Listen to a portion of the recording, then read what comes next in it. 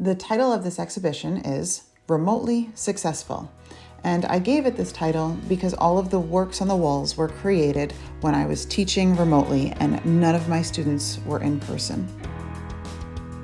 It was such a surreal experience to be teaching to students who had no cameras on, no sound on, maybe not even engaging or answering questions in any format, and yet my home life is coming through the camera, both in what I'm teaching them and what's happening in the other rooms and the sounds infiltrating into my teaching space. And I've never had that kind of personal and professional overlap before, and it was extremely challenging.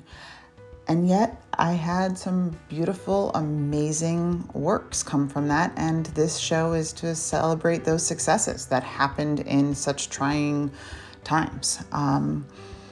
The piece in the back, the abstract, non-objective piece, is my own, which is really not my typical style. I'm much more of a realist. I enjoy technical and linear perspective and tight renderings of things. And that was something that was a challenge for me to go more non-objective.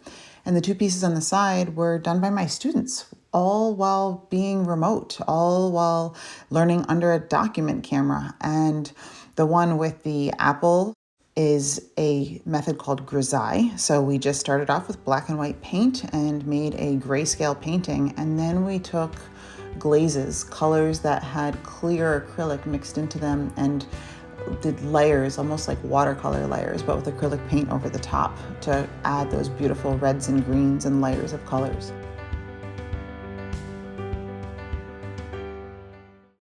And the hummingbird painting was done with a limited palette. The students only used cool red, yellow, blue, and white. So every color you see is mixed, including all of those neutrals. They were given no brown, no gray, and no other colors.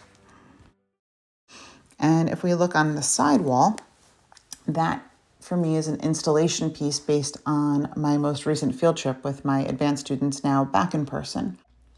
It's based on Sol LeWitt's work that's at Mass MoCA, and those will be there for over 20 years.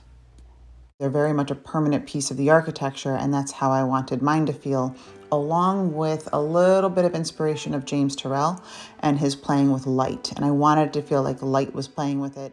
His work also has a sense of permanence at Mass MoCA and is planned to be there for over 20 years. So those are the themes for my gallery space. You notice I created some windows, the couch that's in there that's created from a piece of styrofoam that I put some plaster over and then painted on top of that.